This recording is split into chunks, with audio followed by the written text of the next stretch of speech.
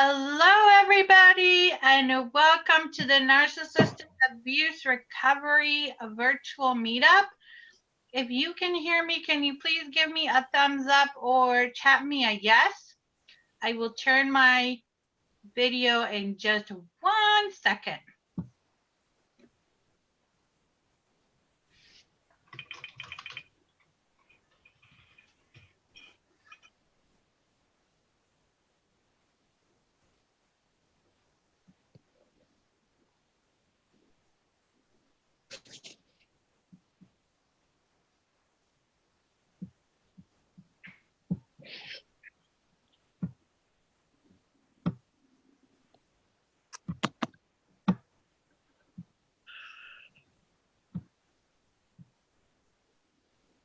Excellent. Thank you all for sending the chats. Hello, hello.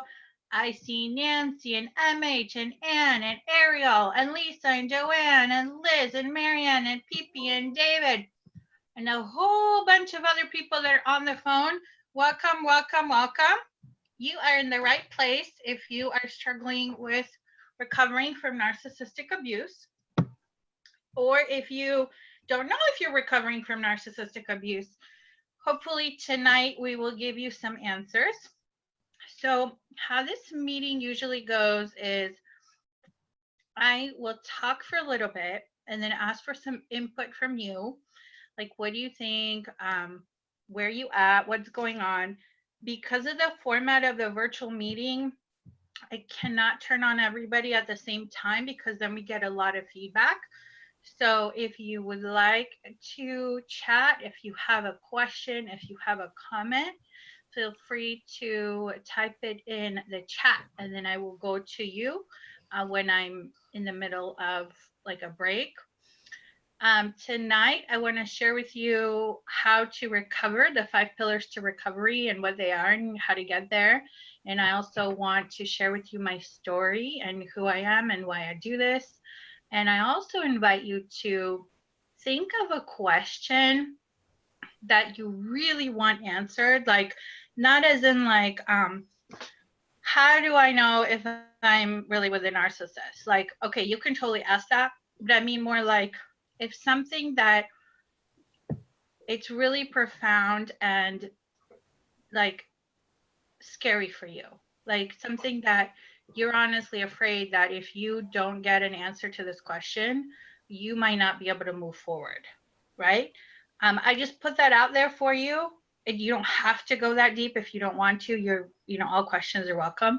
But I just encourage you to dig down deep and think about, what do you really need? What do you really need that if you had that thing, you would be able to your life. You would be able to recover and have confidence and have power and feel strong and create the kind of life that you want to have despite whatever circumstance brings you to our call tonight. Okay, so I invite you to think along those lines. And I actually created a PowerPoint for you, so I would love to share it because it tells you everything that I would like to share with you tonight. So give me a second and I will go ahead and open it. In the meantime, I invite you to take some breaths in the nose and out the mouth and just really get here. Really bring your attention and your intention to our time together. Just really arrive. Really just come here, be here with us, be here at you've given yourself this time to learn about this topic. So I invite you to really do that. And I will be right back.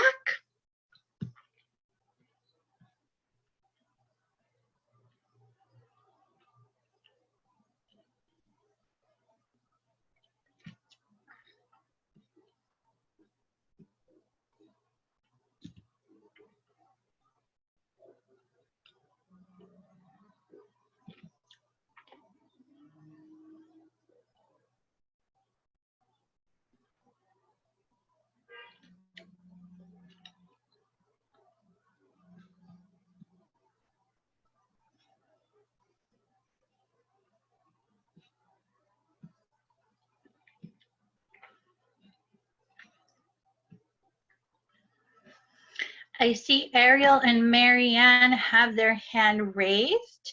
I think that's probably because you were letting me know you can hear me. But if you have another question or something else that you need answered, please type it in the chat for now, okay? All right, so here is the PowerPoint that I want to share with you. I'm so excited about this PowerPoint because I made it for the purpose of this class. And please let me know in the chat if you can see my screen.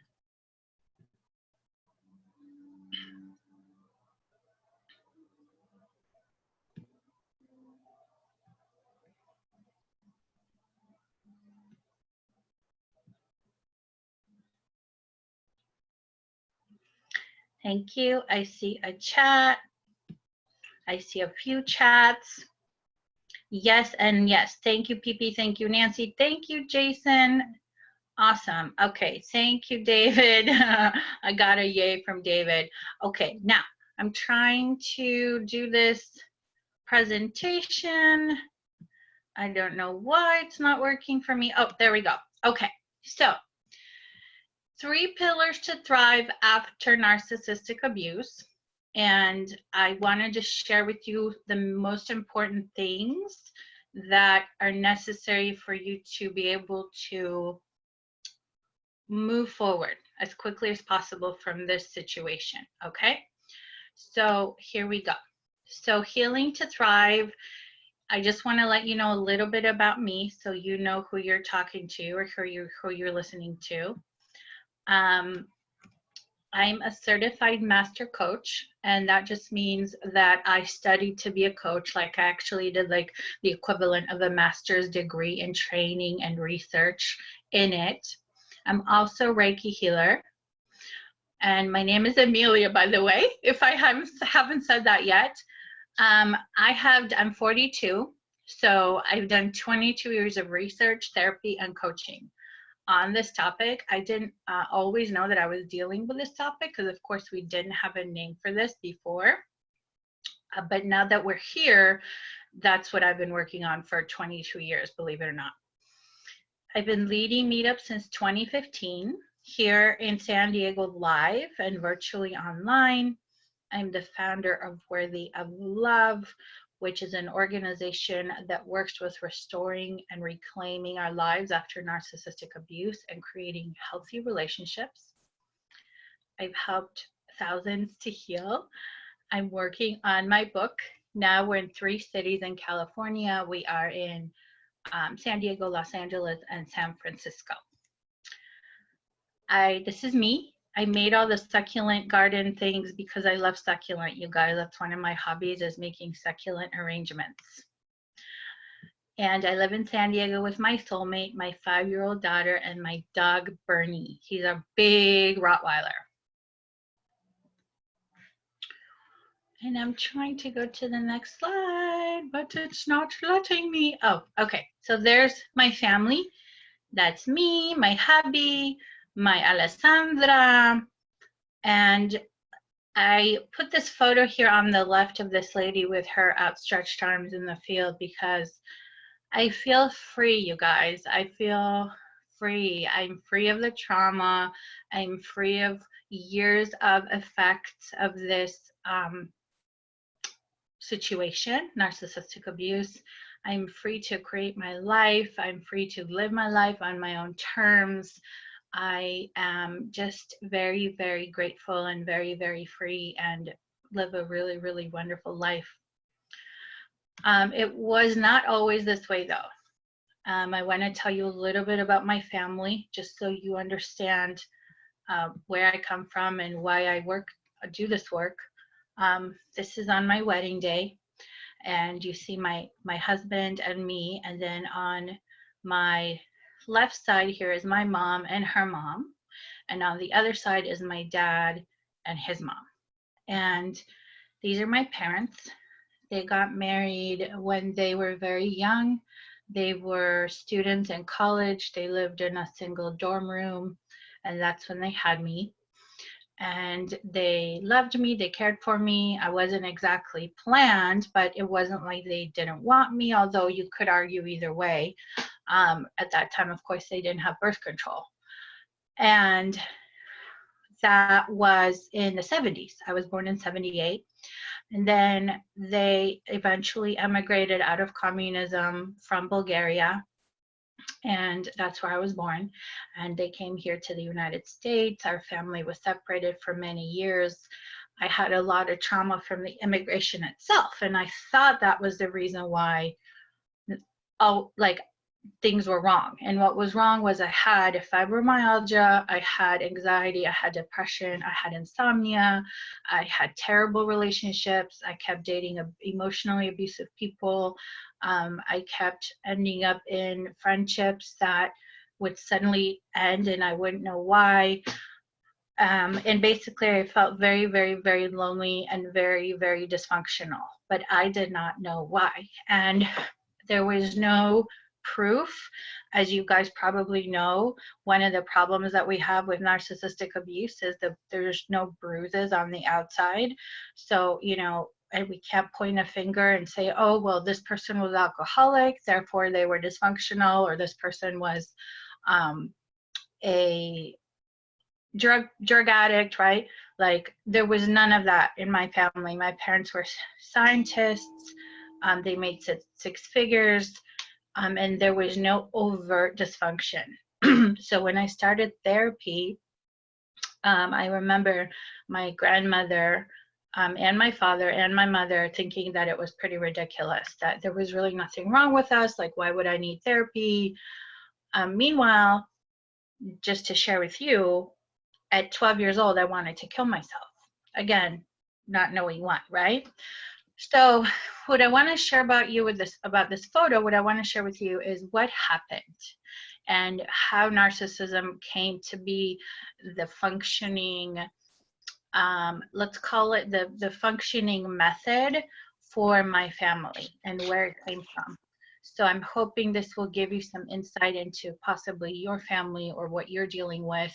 A lot of times when we attract narcissistic people in our life, it's because we have those patterns. So they can either come from a background of dysfunction, or they can come from our own trauma and us not having dealt with other types of trauma. So I'll explain a little bit more about that in a minute.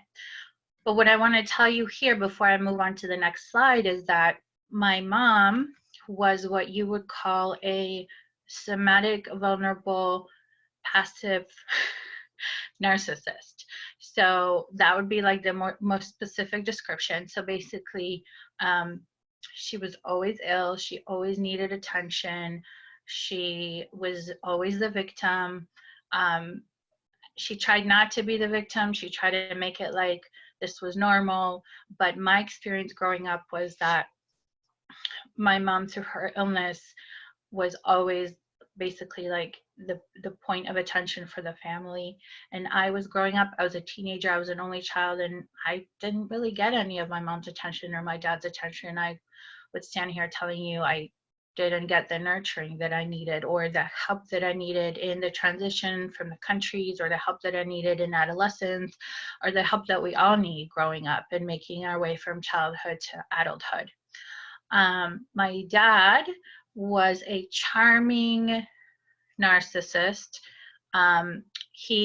They're both codependent, so they would flip. So there would be one would be the narcissist, one would be the codependent, and then they would flip. One would be the codependent and one would be the narcissist. And so it was a constant war of like, pay attention to me. No, I'm not getting what I want. Now pay attention to me. No, I'm not getting what I want. So that was the constant war going on in my family. So I felt like I grew up in a war zone, basically. And after 27 years, they divorced. And now they're divorced, and they're actually both in much healthier relationships, which is good for the family. Now, how did they get that way? Well, my dad would say things like, no one's going to marry you because you're too fat. He would say things like, when I got a scholarship for my university, he said, oh, there must not have been a lot of applicants, right? So these are the kinds of men and relationships I used to attract, or he would say something like, just demeaning things, like, you know, when I got fired from a job, from a really dysfunctional job, by the way, he was like, well, of course your boss fired you because you were always talking behind his back.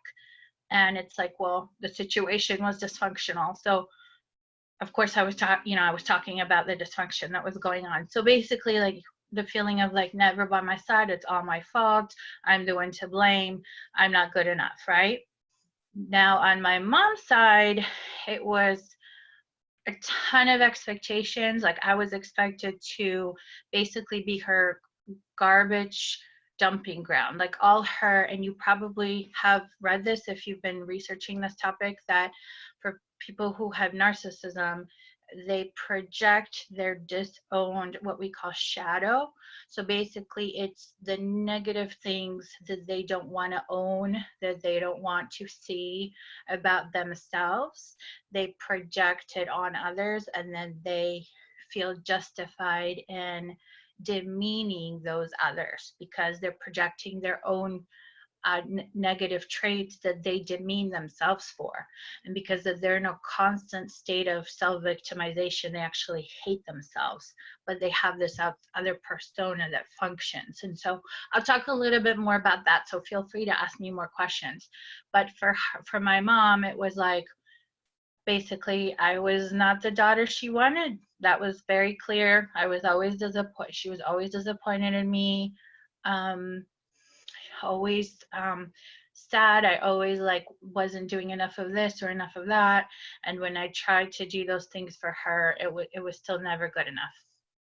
Now, how did they end up that way? These are important questions to ask, because as you go through narcissistic abuse recovery, you want to have compassion. Now, I know it's so hard, and this isn't something we're just going to conjure, but I want to offer to you the possibility of not dehumanizing the people that have the narcissistic traits, because when we dehumanize them, we actually disempower ourselves.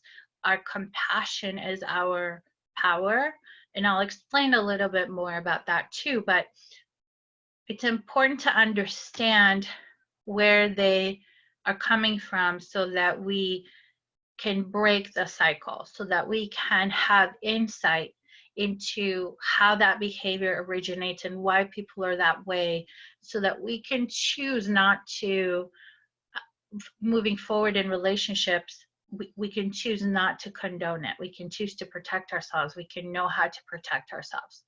So for my mom, what made her that way was that my grandma here that you see, her husband, so my mom's dad, died when grandma was 36 and mom was 5.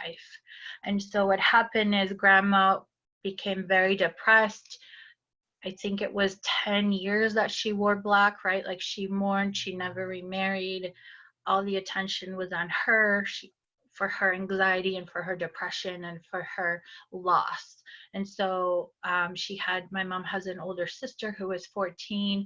So she has a little bit, she also has narcissism, but a little bit less.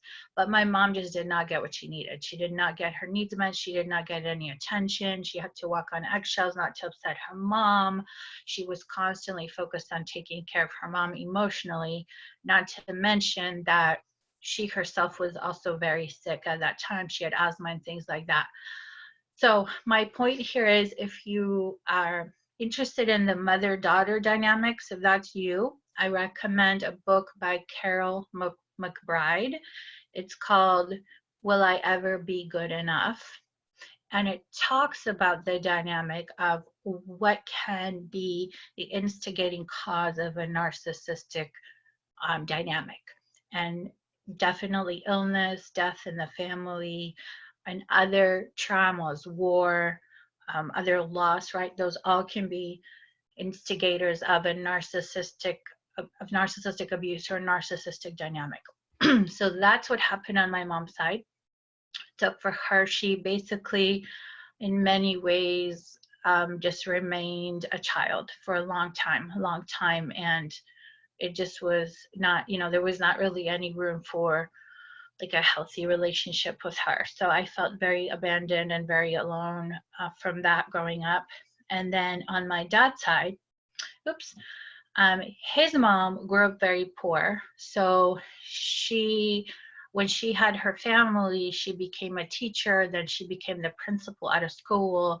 And this was during communism too. So she was a comrade in the Communist Party. Everybody that was at the top of the chain, sort of in the schools and the companies, had to be a comrade. They had to go to these meetings. And so for my grandma, it was very important appearances. It was all about her kids and everything looking perfect. And she was very controlling of my dad and his brother. And it was basically, he didn't get his needs met. He never got seen for who he is. He's a very artistic person. He just had expectations put on him, and he was basically told that if you're not like this, you're never going to be good enough for us. And so he was always trying to live up to that image, that ideal image. So that caused him to grow up childish and not having had his needs met and not having had the healthy childhood that we all deserve. So that's just to give you some perspective on what happened in my family. If you see some common threads there, if you see some commonalities with what I'm sharing, I would love it if you would send a chat so I know that you're with me and that we are connecting and that you get it. Also, if you are coming up with any questions or any other comments as I share this, please feel free to also send me a chat. All right, so I'm gonna move on. What I'd like to give you today is support and validation and hope. And I'd also like to give you direction for where to get more validation, hope, and support. I want to show you how you can be in a community of people who understand this problem and are going through this problem so that you can have support in your healing. And I want to give you some guidance on how to hopefully skip some major steps on the recovery, or I should call them snags. So we'll go through some mistakes that people commonly make that keep them stuck. I also want to say that you are definitely in the right place if you have anxiety, depression, lack of motivation for life, if you're feeling at a loss of what to do next, if you're feeling stuck. Also, if you're having any other symptoms like insomnia, if you've been diagnosed with fibromyalgia or IBS, or if you have migraines, those are all symptoms of CPTSD, which is complex PTSD, which is a result of narcissistic abuse. This is something I can tell you with absolute certainty after working and speaking with thousands of people that have gone through this. So these are very normal, common things for you to be experiencing if you have had narcissistic abuse. I'm seeing some chats here. Thanks, you guys. Let's see what you guys are telling me. I'm going to take a little break. My grandma had 7 kids. My grandpa died when my mom was a baby. All of the above. I have CPTSD. Yes, thank you. Yeah, absolutely. Very, very normal. Very, very common. Lisa says, yes, relating. Thank you. Awesome. Thank you. All right. So, I guess I have to click on this before I can go to the next step. So what else will you get today? You will discover the 3 pillars of recovery so you can finally heal. You will learn the number 1 mistake people make that prevents their healing. I made this mistake. I see this mistake all the time. This mistake kept me stuck for 8 years. I can't wait to tell you what it is. And there are also some other bonus mistakes I'll give you as we go. I would like to give you the steps to create your own map. It's not really very complicated. The steps are the 3 pillars. So 1, 2, 3. And also I'm going to show you how you can get more help and support. I'm going to give you as much as I can on this chat today. It's 7:25, so I'm hoping to end at around 8:15 and then have 15 minutes for comments and questions. We might end a little bit earlier, and I promise I'll show you a way that you can get more support if you want at the end, and I will also answer any questions that you have at the end, but feel free to type them as you think of them in the chat now so that you don't forget, so that they're there. So here is pillar number 3. So a pillar is something that is propping up your healing. You could think of it as a foundation, or you could think of it as support. This is something that you need to be able to heal. The reason why you need this, and the pillar is community that understands, is because in our world, although we're waking up now to narcissism and narcissistic abuse and what it is, and it's kind of buzzing, people still don't quite understand when you have gone through it, and you can continue to have what we call gaslighting or what we call cognitive dissonance. And those two things just mean that people can intentionally or unintentionally gaslight you. And basically what that means is that they'll tell you like, oh, that can't be true, or that just sounds crazy. I see no way that could have happened. So for example, if the narcissistic person in your life was someone really successful or really well known in your community, let's say it was your ex-husband or your ex-wife, or like in my case with it being my mom, I mean, it took forever to go through it because of society holding the standard of no way. I mean, mothers and daughters should get along. Like, your mom loves you. That's the person that loves you the most in your life. Like, there's no way that this is going on. So for that reason, because of those problems that you're going to encounter, you've probably already encountered them, you need a community that understands what you have been through and can share your experiences. That's why these meetings are so great. And I want to invite you to our Facebook group community.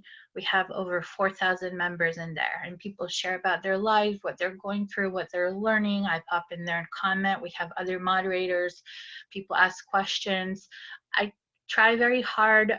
You may have seen other communities where it's like a bitch fest. I try very hard to keep it focused on recovery and positivity, because of course the bitch fest is a phase we all need to go through, but it doesn't really help. So I invite you. I will share the address in the chat. So I invite you to join the Facebook community and start talking, start sharing, start asking questions, start participating, start commenting, start really engaging with people who get it.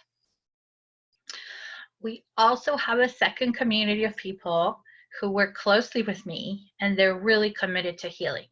So now these are the people that understand that they are done. Like, they're done. They have been in the cycle long enough. They want to break it, whether it's continuing to attract the wrong person, whether it's continuing to have narcissistic bosses. These are people who are very committed to the healing, and so they invest time and they invest energy and they invest money to get it done faster and to get it done better, because of course I have a lot of experience with this personally and with others. So that's a tighter knit community. And we also have another Facebook group, and we meet, and that's you get more one-on-one time with me there, and also with one of my other coaches. Another thing that we deal more in that group is also if you're co-parenting, or we call it parallel parenting with a narcissist. That's an issue that a lot of people have. So we try to give support for that as well. So I just want to share with you that people who do the work, they do get breakthroughs. They do get relief from guilt. They do get a sense of personal rightness. They get the relief from the heartache that has been with them, some of them their whole lives, because it's apparent.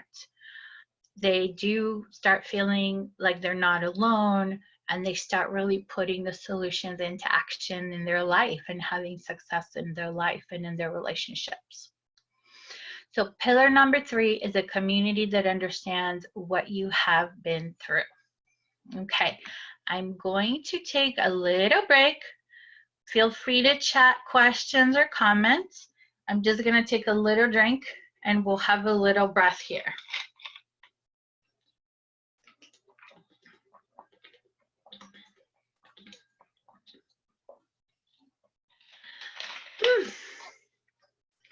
So much talking makes my mouth dry.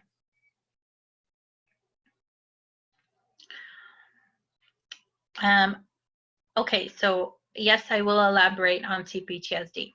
I will. And if I do not answer your questions, please ask more, Antoinette. Okay, I'm going to go there next.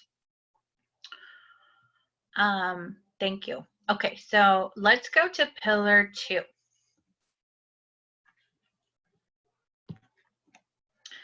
So here it is. Okay, emotional trauma, that's CPTSD, complex post-traumatic stress. So the second pillar, or the second foundation that we need to understand about this, is that it is emotional trauma. It is very severe for most of us, emotional trauma.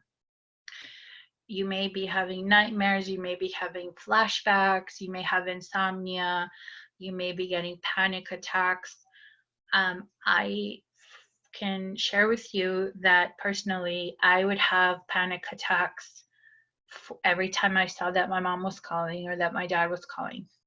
And this went on for a long time until I actually went no contact, because I literally would have panic attacks, and then if my mom and I would get in a fight, then I couldn't sleep. I would have insomnia, depression, anxiety, and it would just trigger it all over again. So know that emotional trauma and addressing it is definitely a part of this process. Sometimes people think that it's enough to do the cognitive part and to understand narcissism and to read books and get enough information. And yes, of course, that is part of the journey, and that is very important. However, you have to understand that this is an emotional problem.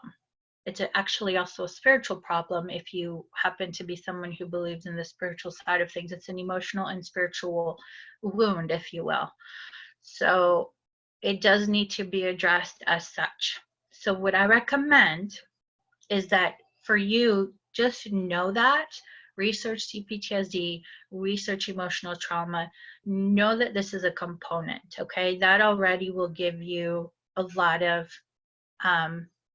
direction in terms of what kind of therapist to seek, and honor that for yourself. Like, understand that you've been through emotional trauma. Like, understand that, as crazy as it may sound, like, you have trauma, and you may be getting gaslighted. You may be getting told by people like, oh no, like, he was so nice, he was so great, or oh, she was wonderful, or no, they couldn't have done that. And you know, like, if you're having the symptoms that we talked about, you know, right?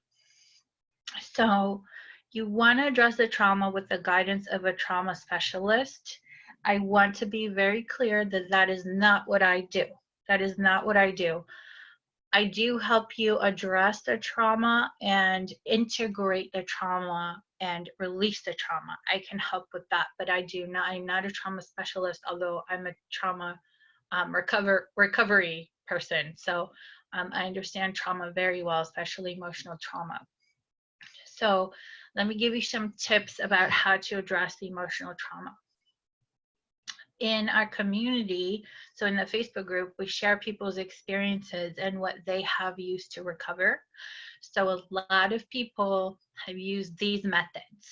One of the methods is EMDR, which I believe stands for emotional modular.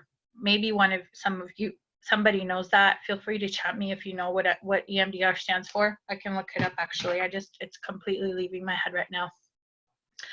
Another method that I'm familiar with is somatic experiencing, which is how I did my trauma recovery.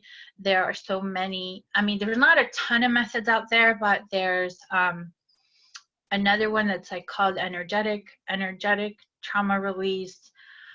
And so what I want to say about this part too, you guys, is that sometimes people end up with not the right therapist. They end up with people who don't understand emotional trauma.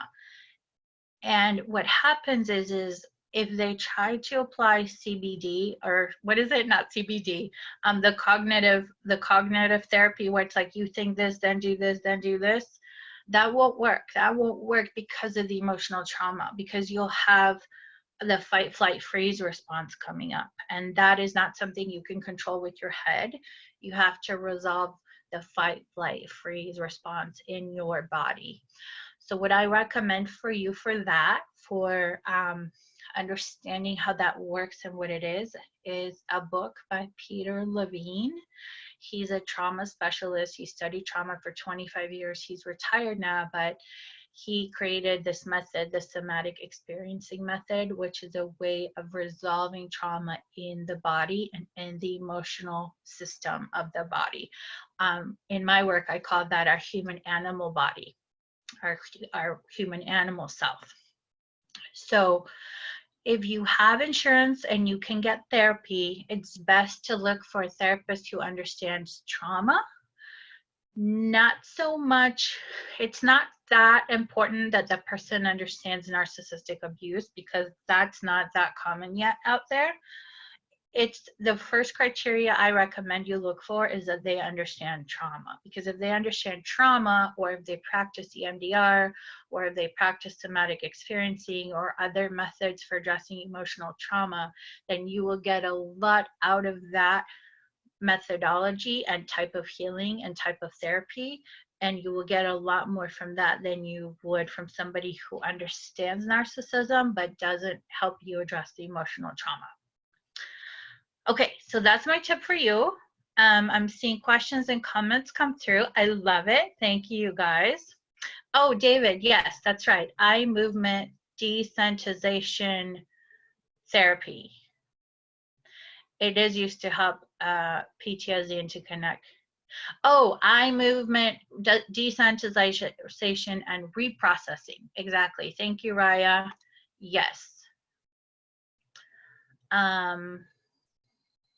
Okay. So I hope this helps. Let me know if you have any questions about Pillar 3, which is a community that gets it. And then Pillar 2, which is honoring and addressing the emotional trauma. Okay, now let's go to Pillar 1. So this is a really important pillar, obviously, and it is get started. So it's having this attitude that I know it's so hard and it's so confusing, and with all the emotional trauma, we start to lose focus, and we have anxiety and depression and all these issues, all these emotional and mental issues. And so it's easy to start to lose hope and lose faith and think that it's our fault and there's something wrong with us, which of course is what we're probably hearing from the people that are abusing us. But what I really want you to know, if you take anything out of tonight, like if you forget everything else, I want you to remember that this is a problem that has a solution. This is a problem that has a solution. You may be in a place where it's fuzzy right now. It's foggy. Maybe you just learned about narcissism and you're just starting on the path. There is a path. There is a path of recovery that works, a proven path of recovery that works that I created, that you can also recover. So I want you to know that you may be hopeless right now. You may even be thinking about suicide, and you're not alone. You would not be alone if you're thinking about that. It is definitely something that many people who go through this work think about. It's normal. I went through that. So I just want you to know that it's all normal and that this is a problem that has a solution.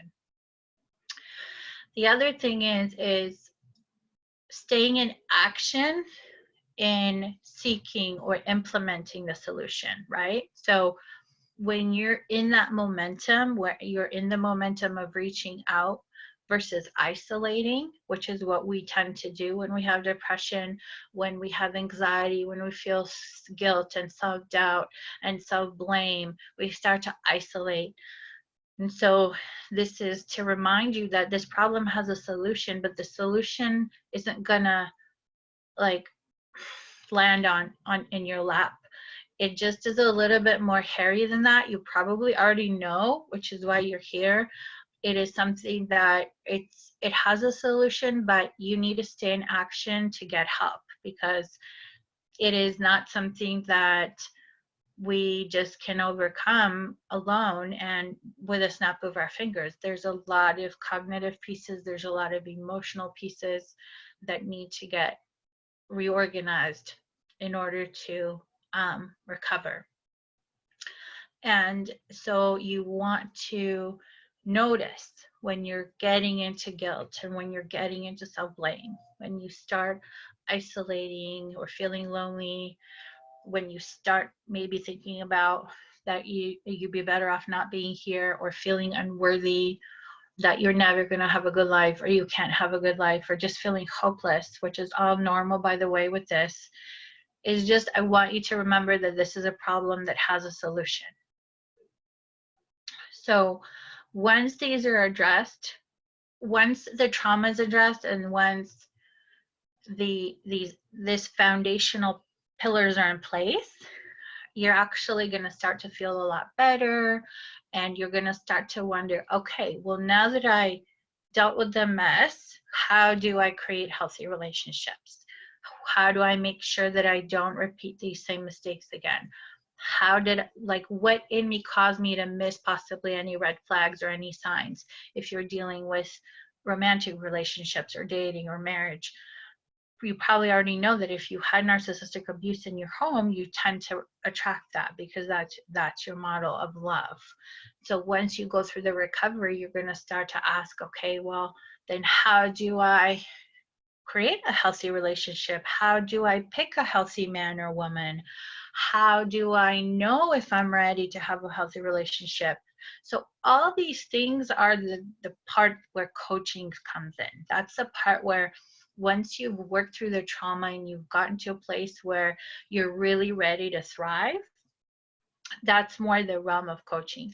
Therapy is so great because you get validation, hopefully, you get the emotional support and the emotional help, but it doesn't necessarily give you the tools for how to create healthy relationships, how to create a really healthy relationship with yourself, how to ask for what you need, how to communicate effectively. So all these things are things that myself I learned in coaching, which is why I decided to become a coach. I considered doing my PhD in psychology and becoming a therapist, but I realized that the most profound help for me in breaking the cycle and recovering and being in a place where now with my parents, it's, you know, I do talk to them, they do get to see their grandkid, but you know, the worst that ever happens with them is they just annoy me, if ever. Where it used to be that I would just fly into rages, I mean rages that would last in some cases days, like fits of just despair, complete and utter despair. You probably know what I'm talking about. Do you know what I'm talking about? Chat me a yes or no. I want to make sure I'm connecting with you guys here. Right, so you know what, I'm going to take a break here and answer some questions, and then we'll go on to the mistakes, the big bad mistakes that people make. All right, yeah, I'm going to just take a sip and take some questions or comments here, you guys, so go ahead and type them for me.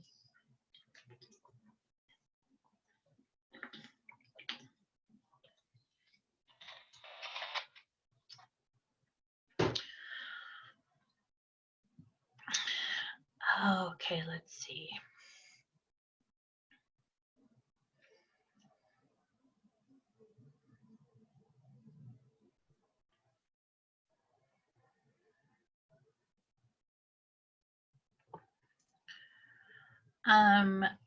Okay, Ariel, thank you for your message. You sent it to me privately, so I'm not going to read it out loud in case you send me like, yes, go ahead. I encourage you to book a session with me because we will go through some of this, and yes, it's normal to feel stuck. So let me know if you need any more help there. I'll share the link at the end of the chat. Do narcissists know what they're doing? Well, there's so many kinds of narcissists, right? So this is my personal opinion. And narcissists, when they have a sociopathic tendency, yeah, they know what they're doing. They're doing it because that's how they get pleasure. That's how they get a sense of control. That's how they get a reaction.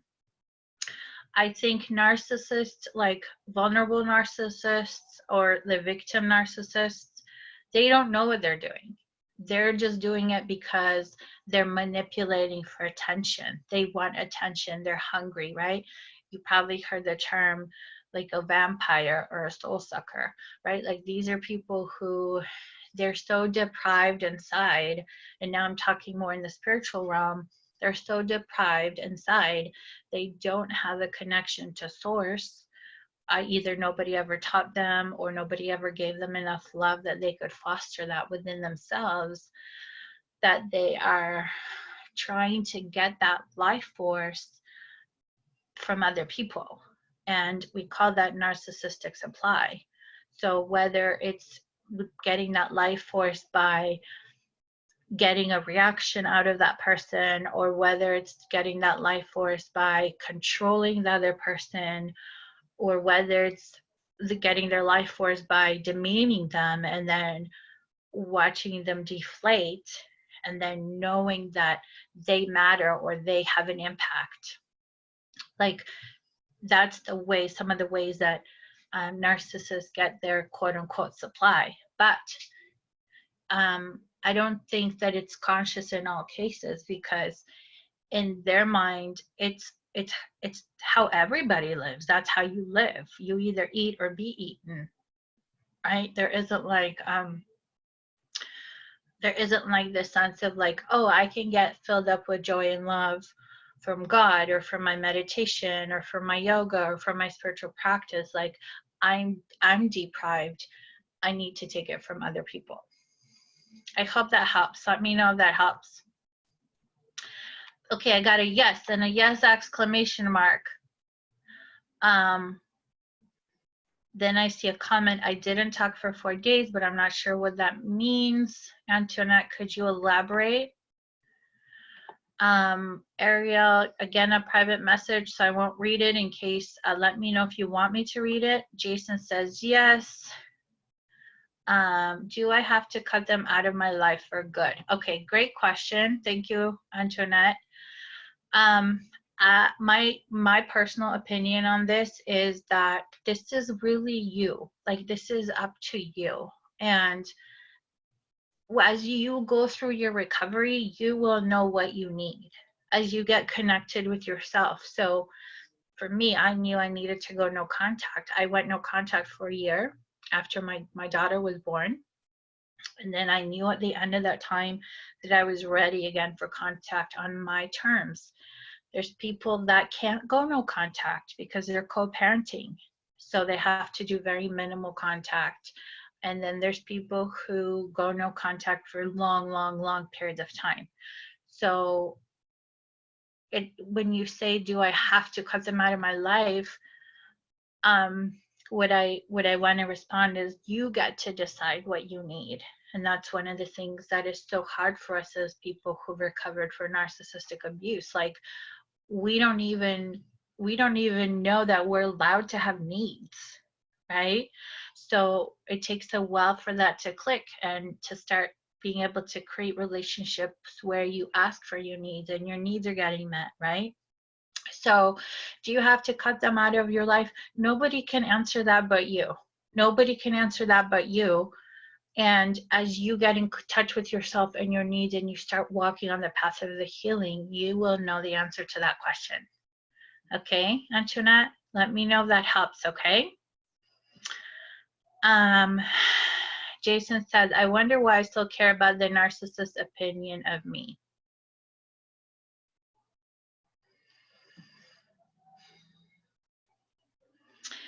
You know, I don't know, but I wonder if it's conditioning. A lot of times that's part of the abuse, is that, like, I know for me, I'll just give you a silly example. In college, I had nude pictures taken. Why? I don't know. I wanted to do it. My mom found them and she was like, oh, I can't believe you did this. Why didn't you tell me you did this? And it was like, I was supposed to ask. Like, I was conditioned to not think for myself, not make my own decisions, not make my own choices. Like, I was supposed to be dependent on somebody else. You know, and that's kind of like when I started to break free. So my thought is, Jason, for you is, well, are you conditioned that, like, you're not allowed to think for yourself? Because maybe if you were allowed to think for yourself, then you could decide that so-and-so person's opinion doesn't matter. But if you're conditioned that you have to ask their permission, basically, then that's the conditioning. Let me know if that makes sense. Okay, that's part of the abuse. Julia, same here. Okay, and thank you. Okay, I wonder why I still care about the narcissist opinion of me. Is it conditioning? Is it that you're conditioned to always seek their approval? Just wondering. Raya says, I really relate to getting traumatized by having any contact with a narcissist. Yes, I have not seen my soon-to-be ex-husband since he revealed to me October 26th that he's been having sex with men for the past year, and anytime I have to deal with him, I get upset. I do worry when the time comes that I have to see him. We have 2 teenagers. Yeah, Raya, that's really, really common. I'm so sorry. You're going to be doing the co-parenting or parallel parenting, as we say. The further you get in your own recovery, the further you do the work and do the trauma recovery through EMDR or somatic experiencing, and do therapy or coaching and continue to work on these issues, the less effect he'll have on you, and the more power, the more inner power you'll have in how you respond. But just letting you know that this is where everybody starts, right? Like, once the separation with the narcissist occurs, we all can get re-traumatized. It's very common.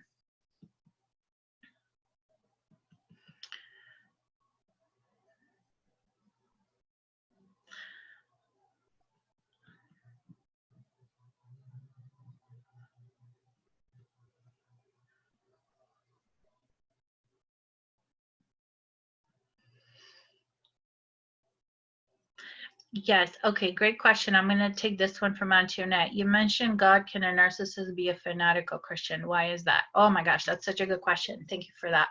So a lot of times narcissists will use anything they can that they see that you care about to control you. So that could be your faith. That could be your maybe you're getting a PhD and you really care about biology, and suddenly they're going to start getting in fights with you about biology. It could be being a vegan. I mean, it really could be anything. So they will latch onto something and they will use it. So we can't judge them. Like, we can't say, oh, well, they're not a real Christian then, because we don't know. We're not, like, we don't have the right to judge that, obviously. But I hope the piece about that they're using religion as a weapon, basically, or they're using that as a way to get more supply is what happens. So that's why they do that. Let me know if that helps, Antoinette. Jason says, yeah, Amelia, it makes sense how it relates to not generating self-love. David, can you extrapolate on how it relates to not generating self-love? Do you mean because you have a hard time doing things like work or school without getting obsessed and dependent? Again, with like you guys, I want to say like my love, David, because this is so normal, right? Like this is part of the recovery. This is part of the trauma, is having obsessive thoughts, having anxiety, having depression, having a hard time functioning, having a hard time focusing. That is all part of the effects of narcissistic abuse. That's part of the emotional trauma. Yes, a narcissist can be a sociopath. I don't know how common it is for a narcissist to be a sociopath. There's also narcissists who are psychopaths. I mean, they all cross over, right? Borderline personality disorder, narcissist, sociopath, psychopath. In this work, or in my work, I deal specifically with narcissism as a personality trait. I'm not diagnosing like disorders. I don't really deal with sociopaths or psychopaths other than just telling you that sounds like the definition of a sociopath or a psychopath. So I have to say I'm not really an expert in the crossover. I just deal with the narcissistic abuse recovery. Okay, so I'm going to move on here, you guys. I see where I've left off, so I'll come back to the rest of these questions. Keep them coming. I love all this participation.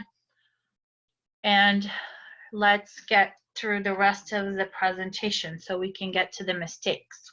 Well, here come the mistakes, actually. Okay, these are really, really important. Okay, so here's a whole bunch of mistakes. The number one mistake in recovery, this is when I mentioned at the beginning that I made this mistake and it kept me stuck for 8 years. And this is the mistake, is waiting for an apology.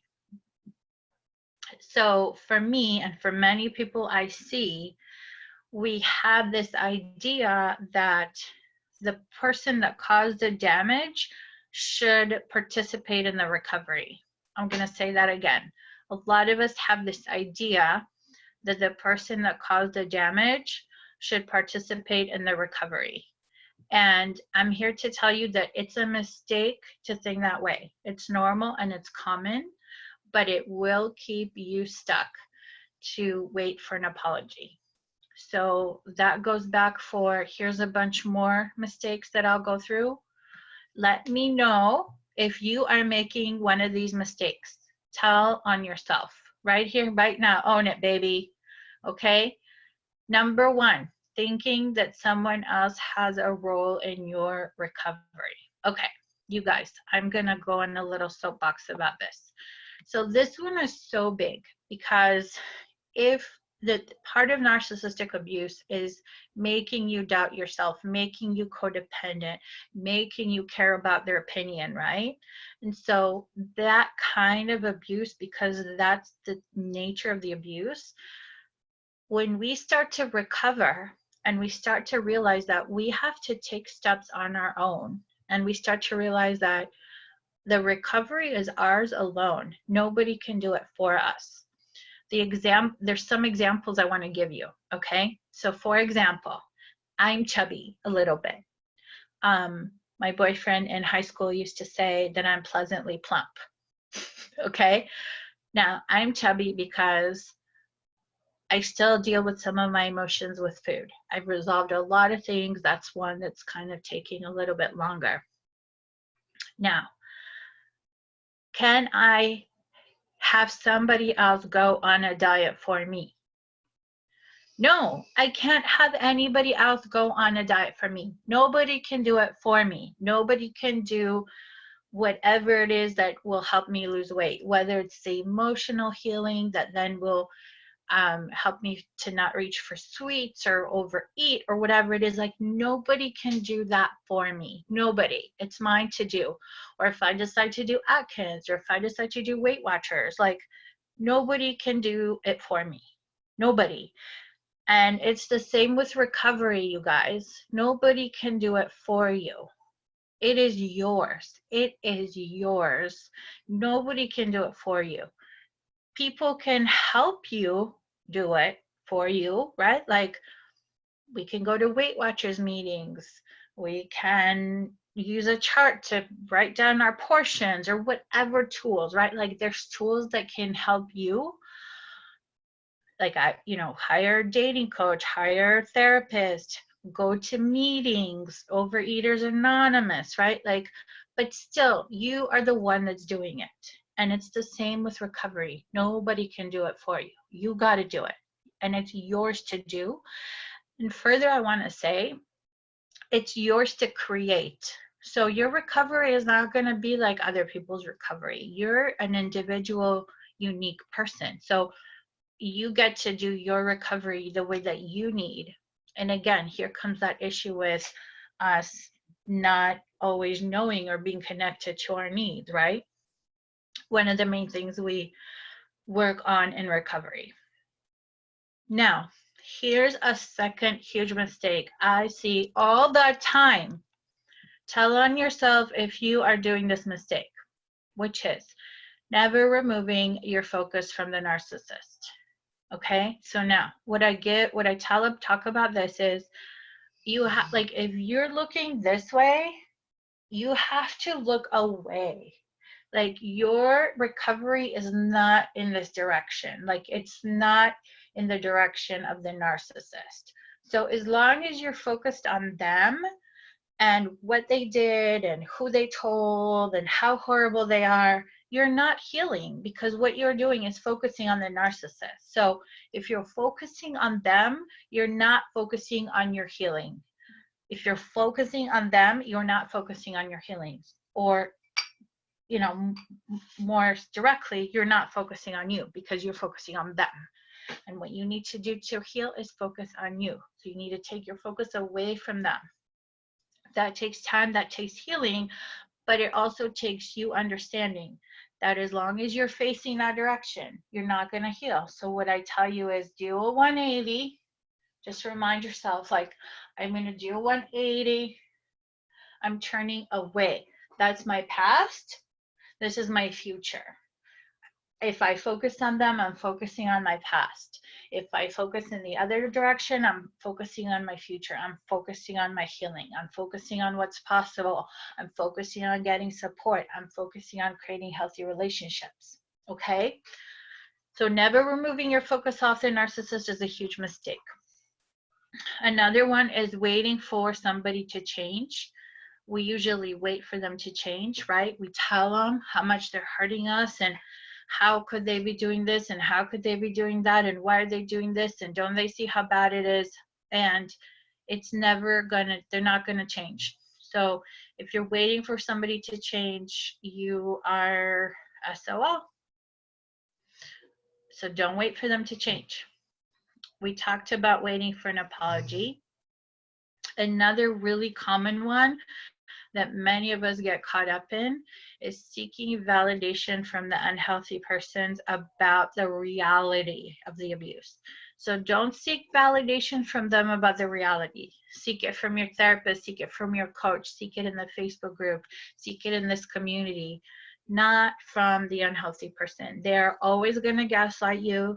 If they're a narcissist or if they have really high narcissistic traits, they're going to gaslight you, which means they're going to mess with your head and try and tell you it didn't happen, or if it did happen, it was your fault, right? Have you seen that credo of a narcissist?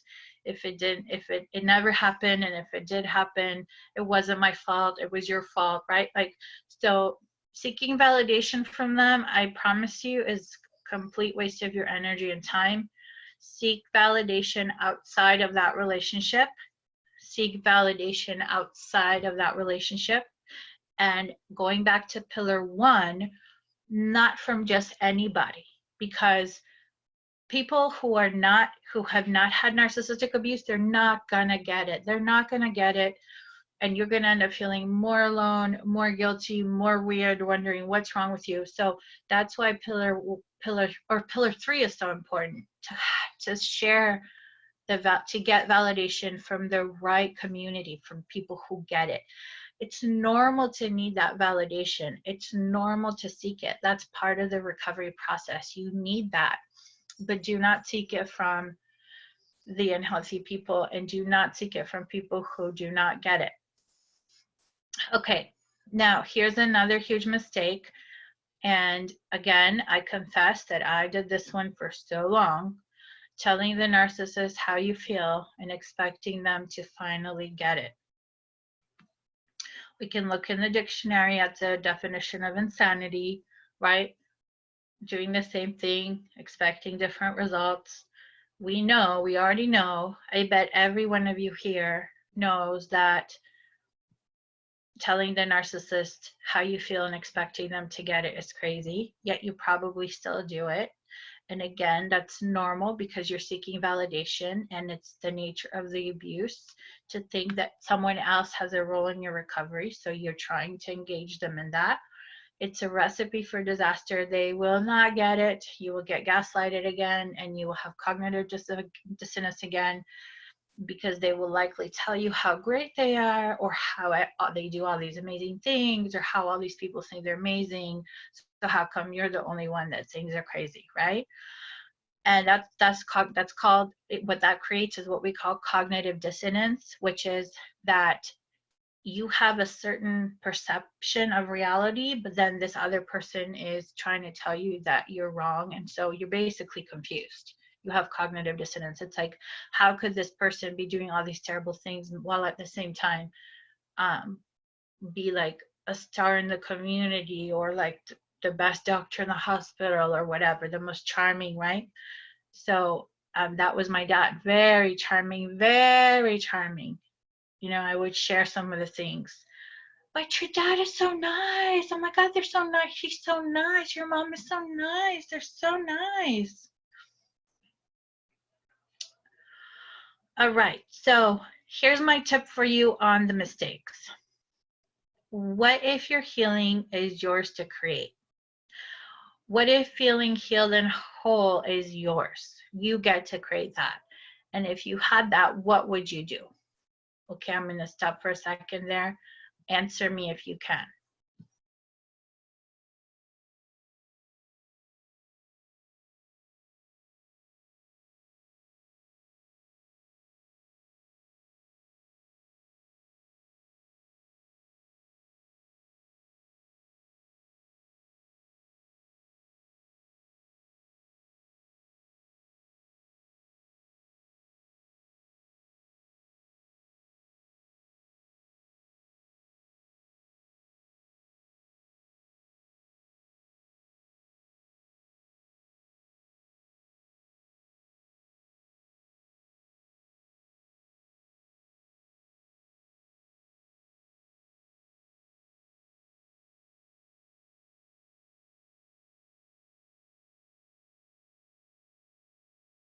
Hi guys, I'm back. I just had a call and I need to take a drink. So let me know, what would it feel like? What would you do if you knew that you're the only one in charge of your healing? And if you were feeling healed and whole, what would you do that you feel that you can't do now? What would you be that you feel you can't be now? Or what would you have that you feel you can't have now? Just think about that. Those are really good exercises to get you going in the direction of healing. Okay? All righty. So let me wrap up here because we're at 8:08.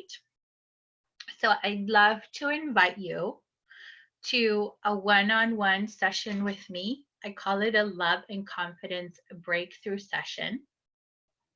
It's a one-on-one call with me where we get to talk, we get to see where you're at and what you need next in your recovery, and I will make a professional recommendation for you, customized based on our conversation. It's a $197 value, and I want to offer that to you because you showed up, you're here, so obviously you're serious about this. You want help, you need help, you're looking for help. And so because you showed up, because you're here, I want to offer you this gift of this breakthrough session. And it really is a breakthrough session because at the end of the session, you will have a breakthrough in terms of what to do next with your healing, a lot of times people get a whole other perspective. They just start to see things really differently, and they start to take action that they wouldn't normally take. And as you know, different action leads to different results. So that's the whole point of coaching. That's the whole point of having this breakthrough session, is how can you take action that will lead to different results than you've been having? Because if you're here, you're looking for help, right? So I want to tell you who this session is for, though, and who it's not for, okay? It's for you if you definitely are looking for a way to heal and thrive and really feel empowered. And I call it sovereign, but it's like a sense of that you're living your best life, you're in charge, you can manifest the things that you want in life, you have power of choice, you have power to create the events and the relationships that you want. So if you are looking for that, if you're ready for that, then this is for you. It's not for you if you are still really, really focused on the narcissist, like we talked about. Like if you want to spend time talking about the narcissist, it's not for you. You're not ready. You're not going to have a breakthrough, because we're not going to spend the session talking about the narcissist. And if you need to talk about the narcissist, you're going to get frustrated. Okay? So that's what I want to tell you about that. Now, here's some of the results people have from working with me on this proven healing path. They have a reduction or a complete stop to their anxiety. They heal depression. They heal insomnia. They start to feel confident to communicate clearly and get what they want in their relationships, whether it's their interpersonal relationships, whether it's at work. They start to feel that they can have healthy boundaries and they're not going to be walked on. They start to experience reciprocal, fulfilling relationships and not transactional relationships, which are the unhealthy relationships of like, you give me this, I'll give you that. You give me this, I'll give you that. So those are not fulfilling and they're not sustainable. So they start to know how to create fulfilling relationships. They start feeling worthy of love. They have their self-love restored. They start having confidence in life, and also parenting with more ease, or co-parenting if you're co-parenting with a person who has a lot of narcissistic traits. So I want to invite you, because you showed up, I want to offer you this love and confidence session. So here is the link of the love and confidence breakthrough session.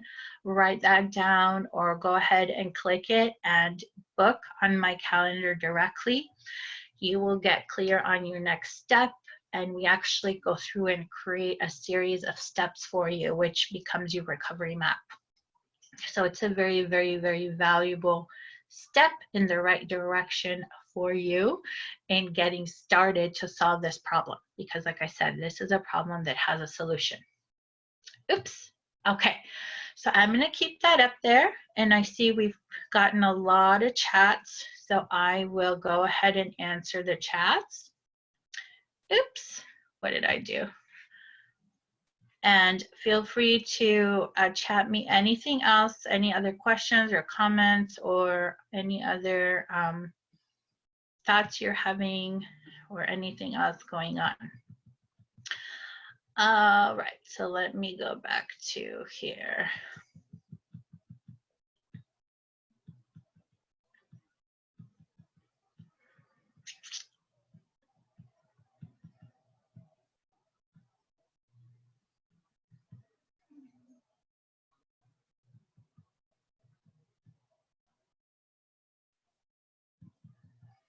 Oh, I guess I went too far.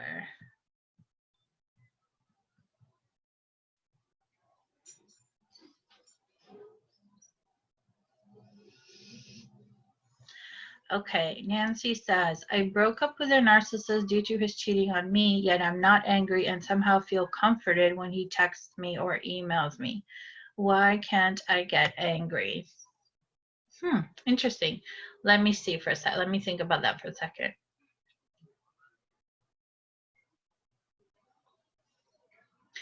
Okay, well, this is kind of interesting, but you may have heard about a trauma bond. So a trauma bond is a form of Stockholm syndrome, which was basically a situation where people were held hostage, but they started to develop relationships with their captors. So they ended up sympathizing with their captors when they were rescued and making excuses for them. So basically, as empaths, we do this a lot. We make excuses for our abusers. What did my friend say the other day? Empaths are people who love assholes. But so why can't you get angry is I'm wondering if you are on his side.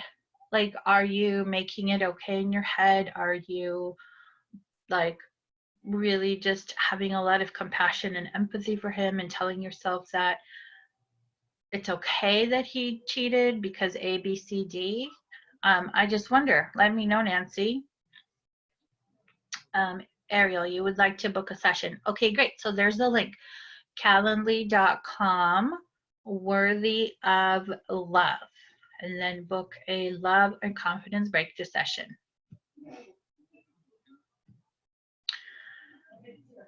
Yes, they are often pillars in the community, highly regarded. Is being fanatically religious relate to them wanting control? Yes, and I also think being fanatically religious relates to them needing supply. Remember when I talked about they don't have it within, so they look for it without? I think that's part of what's going on. They're clasping onto religion, or they're clasping onto other people. They're getting their supply or their validation or their sense of control from outside.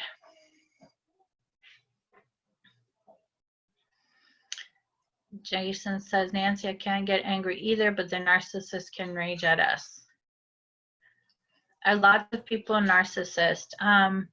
You know, one thing I think about this, Antoinette, is that narcissism is like, now we're becoming aware of it. Just like 20 years ago, we didn't really know about codependency or alcoholism, right? So now this is just kind of coming up in the public awareness.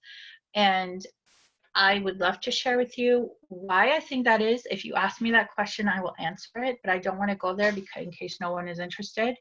But basically,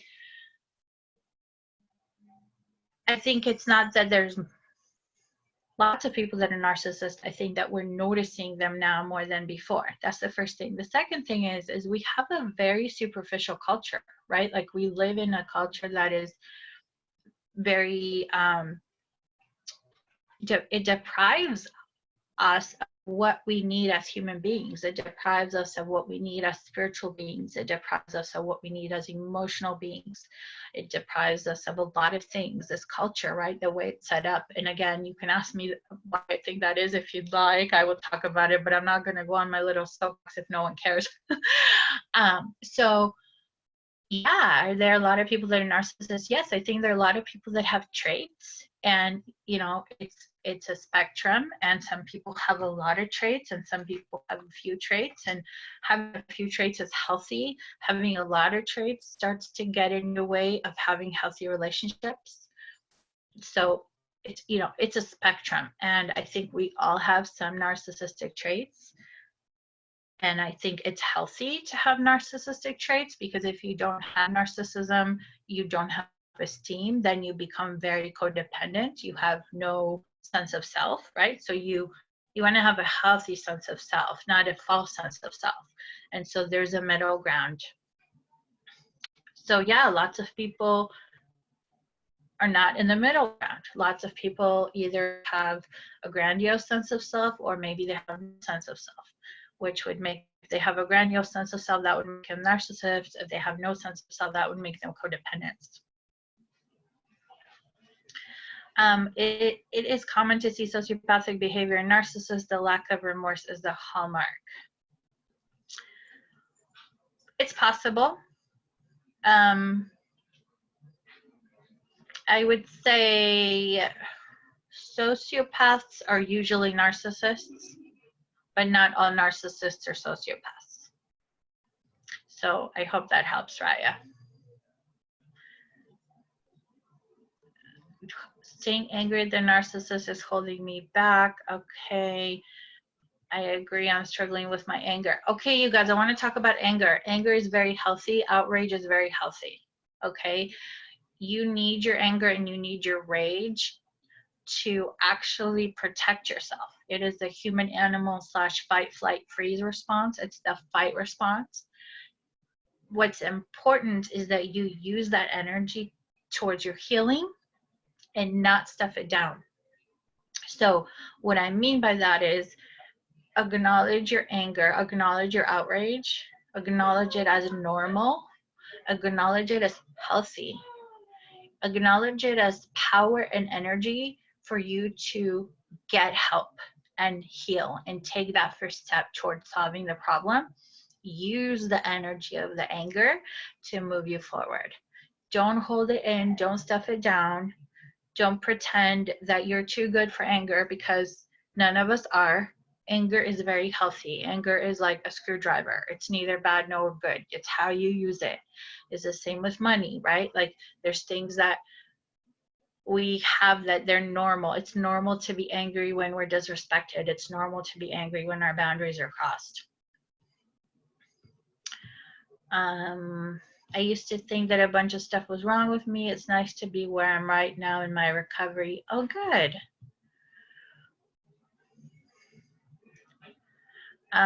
Antoinette, thank you. I assume you're sharing your mistake that you were waiting for your mom to change. Gosh, do I ever relate? I so relate. I mean, it was like years. I'd say like 15 years for me. Is it because they're delusional and gaslight? Is what because they're delusional and gaslight? I think what you're asking me is, are they not changing because they're delusional and gaslight? And I would say no, they're not changing because most people don't change unless they have a good reason to. And narcissists don't have a good enough reason to, usually because they're not focused on our needs, they're focused on their own needs, and narcissism works for them to get what they need, and so they don't change because what they're doing works for them.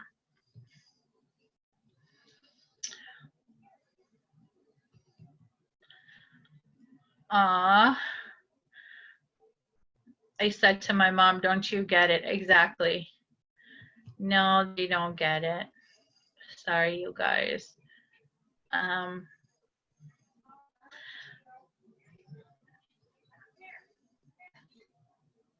narcissist is waiting to teach me how to live my life. Of course, one of my mistakes is expecting outside help versus what we're doing right now. Oh, good. I'm so glad you see that, David. I don't know why your narcissist thinks they're qualified to teach you how to live your life. Why are they qualified? Are they qualified? I just wonder. He kept his friends and family and never wanted to meet mine. Very common. The isolation helps them have that sense of control. I would have a functional family of my own. That's my wish. It's impossible. I want to help others too. Girl, you can do it. I was right there with you. I mean, honestly, 10 years ago, you know, a little bit before I met my husband, with the men I was dating and the things I was doing, it was like, I will never have it. But thank God I did the work. You know, we have to do the work because our blueprint, the idea, the blueprint, the pattern that's in us of what that looks like is unhealthy.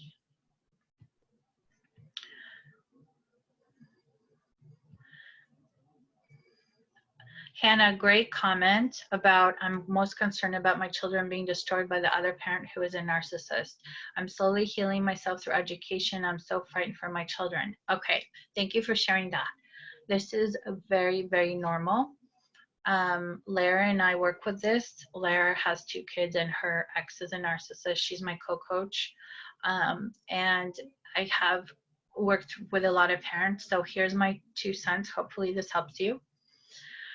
yes, they will get that. They will get exposure to narcissism. They will get unhealthy treatment, right? But if you are healthy, if you are okay, if you are able to give them love, if you're able to model reciprocity, if you have a healthy relationship with a new man or a new woman or whichever way you go, and you have a model of a healthy life, then that is the best gift you can give them. So good job on it. Sounds like you've already I don't know if you've already left the other parent who's a narcissist, but if you have, that's the best thing you can do them. I've never heard anybody say that they regret leaving the narcissist. I usually hear people say that they wish they had left sooner. So let me know if that helps, Hannah, or if that answers your question or addresses your comment. Yes, freedom to choose what you want. How can you avoid getting into a relationship or marriage with a narcissist? You can change your blueprint, Antoinette. That's exactly what I teach. So you can change the conditions inside of you that attract those kinds of people. You can learn smart dating, and you can learn what healthy men look like and healthy relationships look like, so that when you're dating, you are sorting the unhealthy ones out. And I have helped many, many women with this who are now in healthy, fulfilling relationships. So I would love to chat with you more about that. That is actually one of my specialties, is helping you date and get into a healthy relationship that is headed towards marriage. Okay, David says, I think one of my main things I want is to not be so angry and to not feel overly guilty about random stuff. It's nice to hear everyone else and what you guys are dealing with in this chat. Yes, freedom, yes. I'm interested in why are we noticing more these days? Oh, okay. Okay, well, here goes, you guys. I'm going to throw this out there, but can I just ask that if I say this to you, you're going to comment back on it? Because I don't want to feel like I'm crazy. But what I think is going on, Antoinette and everybody else who cares, with why we're seeing narcissists more and why we're noticing more, is of course there's the evolution of consciousness. However, I think there's something else. What I think is happening is that we are awakening out of the control systems, the oppressive systems that are on most of this planet and entrenched in most governments on this planet. So we have a lot of narcissists and sociopaths that run the world. And that's just why the world is the way that it is. You may agree with me. I don't know. Let me know.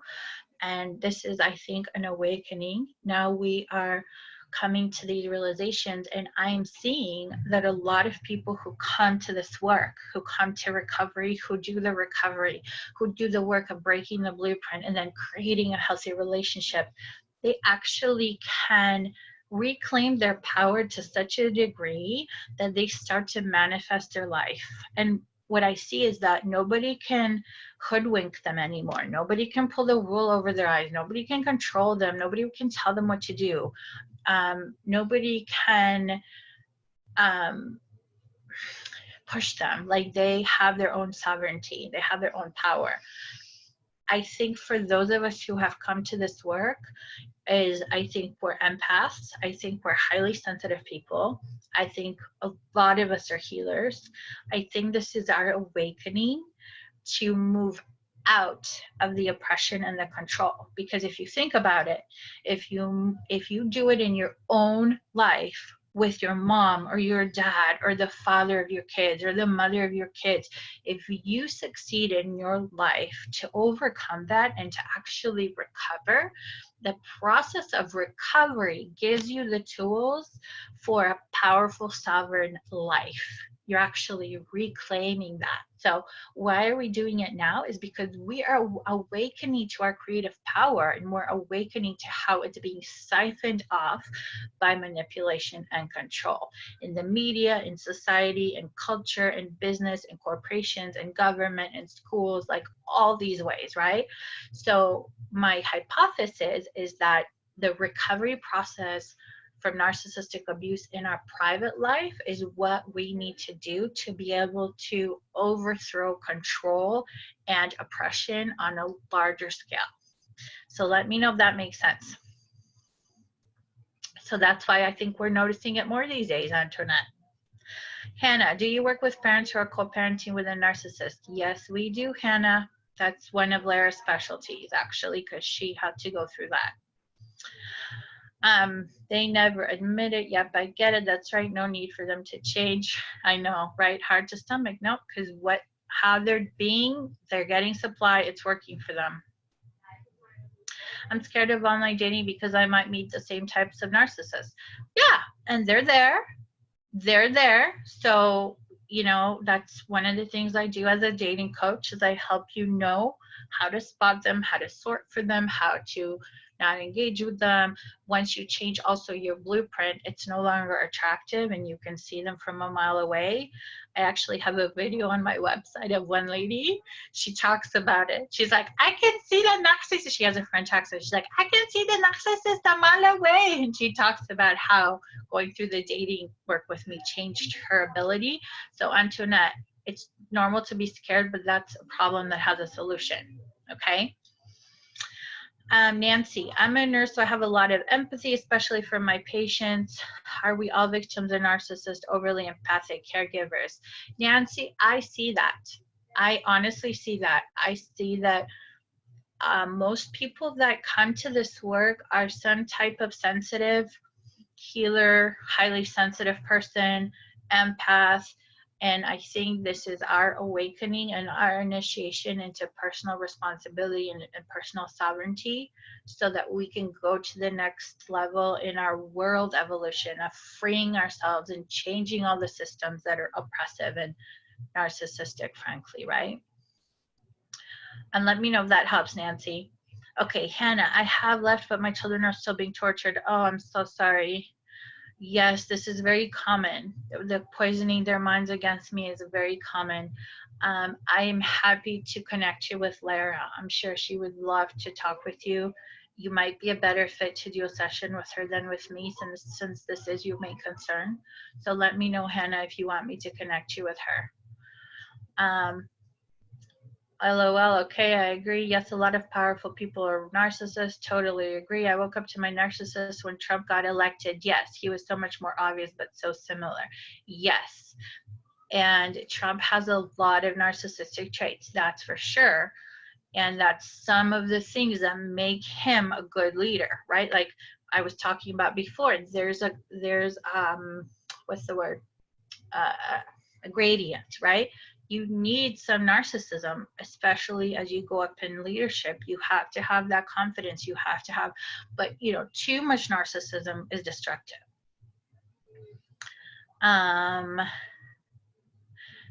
Once the curtain is revealed, they suck. Yeah, I really like the part you said about anger and how it can be used to heal. Yes, sir. You got to take that power, because what happens with rage, it's your fight response, right? So you can use that response. If you read on trauma, if you read the book I suggested by Peter Levine, he actually talks about how suppressing our anger keeps us from healing from trauma. Antoinette says, makes sense. I'm an anthropologist.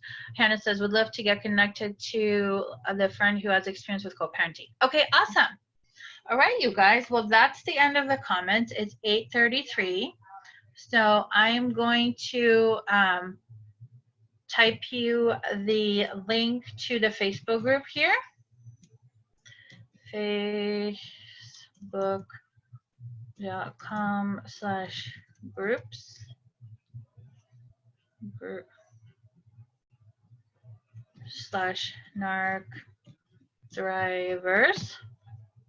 Okay, so there's a Facebook group, and then here is the session, the Love and Confidence Breakthrough session, that if you see yourself, if you feel you fit that criteria, then go ahead and book it. I want you to do that because I want you to get help. And it's, like I said, it's a one-on-one session, and I'm offering it free of charge. So there it is, calendly.com, Worthy of Love. All right, so those are the links. I will keep them up on the chat just a few minutes longer. Really nice to see you all tonight. Thank you for coming. I'm going to look for you guys in the Facebook group. If you go in, feel free to post and say hi and introduce yourselves. And feel free to ask any questions in there about anything else that you may have come up for you from this session. And then also keep an eye out in your email, because you will get a copy of this recording and you can go back and look through the slides. Oh, and you also get the slides. All right, you guys, have a wonderful night. Talk to you soon. Bye.